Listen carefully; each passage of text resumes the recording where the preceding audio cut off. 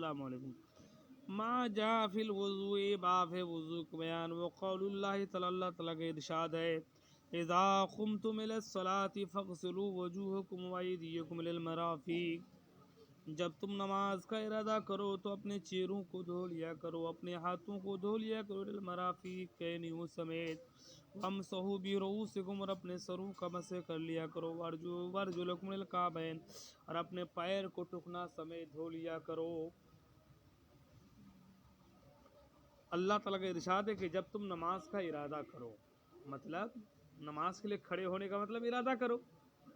اس لیے کہ جب انسان نماز کا ارادہ کرے گا تو اس وقت وضو کیسے بنائے گا، مطلب یہ جب انسان نماز کے لیے کھڑا ہوگا تو وضو کیسے بنائے گا. تو قمتم سے مراد اردتم ہے.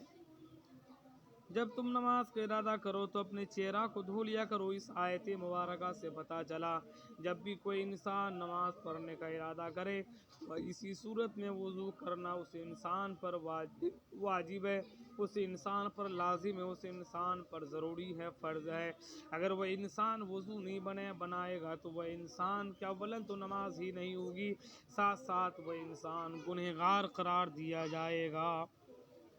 اذا قمتم الی الصلاۃ، جب کوئی انسان نماز کا ارادہ کرے، فاغسلوا وجوہکم، تو ایسی صورت میں تم لوگ اپنے چہرہ کو دھو لیا کرو اور اپنے ہاتھوں کو دھو لیا کرو، الی المرافق کینیوں سمیت. وامسحوا برؤوسکم، اور تم اپنے سروں کا مسح کیا کرو اور اپنے پیروں کو دھویا کرو، الی الکعبین ٹخنا سمیت.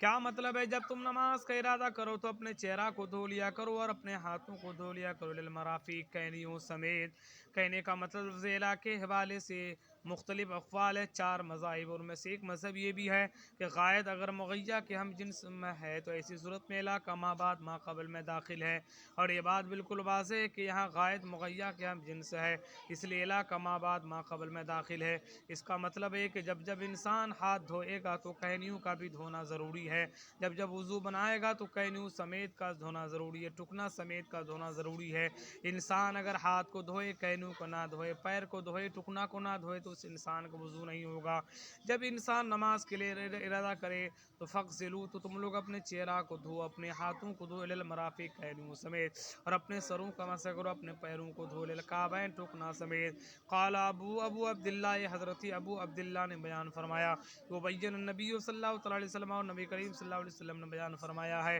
کہ ان فرض الوضوء مرتن کہ وضو کا فرض ایک دفعہ ہے. وہ توضع ایضا مرتين، یعنی ایک دفعہ وضو بنانا، ایک دفعہ وضو میں ہاذا کا دھونا یہ فرض ہے. اگر ایک دفعہ بھی نہ دھوئے تو اس انسان کا وضو نہیں ہوگا، اور دو یا تین دفعہ دھونا یہ سنت ہے. ولم یزد علی ثلاث، اور 3 پر زیادہ نہیں فرمایا. وکرہ اہل العلم الاسراف فی، اور اہل علم نے اس میں اسراف کو ناپسند قرار دیا. وان یجاوزوا فعل النبی صلی اللہ علیہ وسلم، اور نبی کریم صلی اللہ تعالی علیہ وسلم کے فعل کو بھی اسی تجاوز کرنا، اس کو ناپسند قرار دیا. لا تقبل صلاۃ بغیر طہور، بغیر طہارت کے نماز قبول نہیں ہوگی. لا تقبل سے مراد لا تصح، نماز صحیح نہیں ہوگی. حدثنا اسحاق بن ابراہیم الحنظلی، پڑھونا تم لوگ بھائی. حضرت اسحاق بن ابراہیم حنظلی نے ہم سے بیان کی، انہوں نے بیان فرمایا حضرت عبد الرزاق نے ہم کو خبر دی، انہوں نے بیان فرمایا حضرت معمر نے ہم کو خبر دی حضرت حمام بن منبہ سے، انہوں نے حضرت ابو ہریرہ رضی اللہ تعالیٰ عنہ کو کہتے ہوئے سنا، قال رسول اللہ صلی اللہ علیہ وسلم، اللہ کے رسول صلی اللہ علیہ وسلم نے بیان فرمایا کہ لا تقبل صلاۃ من احدث حتى يتوضا، ایسا انسان جس انسان پر وضو لاحق ہو چکا ہے اس انسان کی نماز صحیح نہیں ہوتی، حتى يتوضا، یہاں تک کہ وضو کرے. فضل الوضوء والغراء المحجلون من آثار الوضوء، یہ باب ہے وضو کا بیان، والغراء المحجلون، پیشانی اور ہاتھ پاؤں کی چمکنے کا بیان وضو کے آثار سے. حدثنا یحییٰ بن بقیر، حضرت یحییٰ بن بقیر نے ہم سے بیان کی، انہوں نے بیان فرمایا حضرت لیث نے ہم سے بیان کی، حضرت خالد سے روایت کرتے ہیں، حضرت سعید بن ابی ہلال سے، حضرت نعیم المجمر سے، انہوں نے بیان فرمایا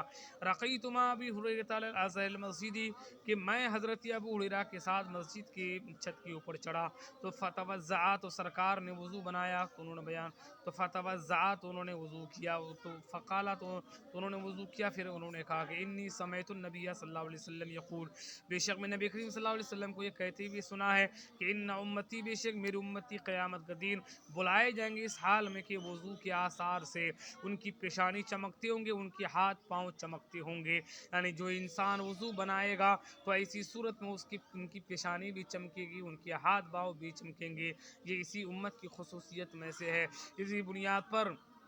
وضو زیادہ سے زیادہ بنانا چاہیے کہ کل قیامت کا دن تاکہ جو ہے ہمارے ہاتھ پاؤں چمکے فمن استطاع منکم تو تم میں سے جو انسان چاہے کہ اس کی پیشانی یا اس کے ہاتھ پاؤں چمکے فلیفل تو اس انسان کو چاہیے کہ وہ وضو اچھی طرح سے کرے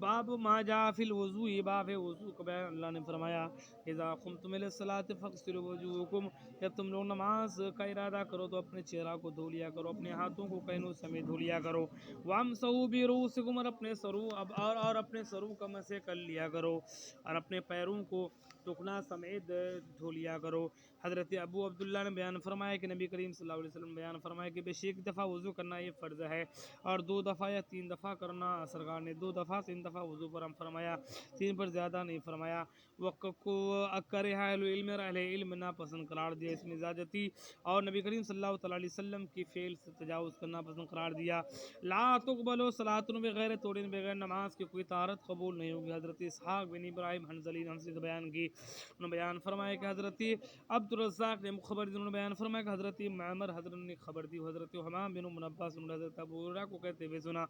کہ اللہ کے رسول صلی اللہ علیہ وسلم نے شاہ فرمایا کہ لا تقبل صلاۃ من حدث حتى يتوضا ایسے انسان کی نماز صحیح نہیں ہوتی جو انسان ناپاک ہو یا جو انسان پر حد صلاحیت کو یہاں تک وضو کرے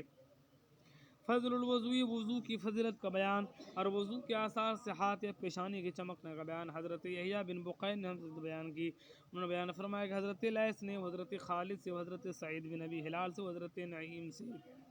اور نعیم المجمر سے انہوں نے بیان فرمایا کہ رقیت مع ابی ہریرہ میں حضرت ابو ہریرہ کے ساتھ مسجد کی چھت پر چڑھا فتوضأ تو وضو کیے فرمایا کہ بے شک میں اللہ کے نبی کریم صلی اللہ علیہ وسلم کو کہتے ہوئے سنا ہے کہ بے شک میری امت قیامت کا دن وضو کے آثار سے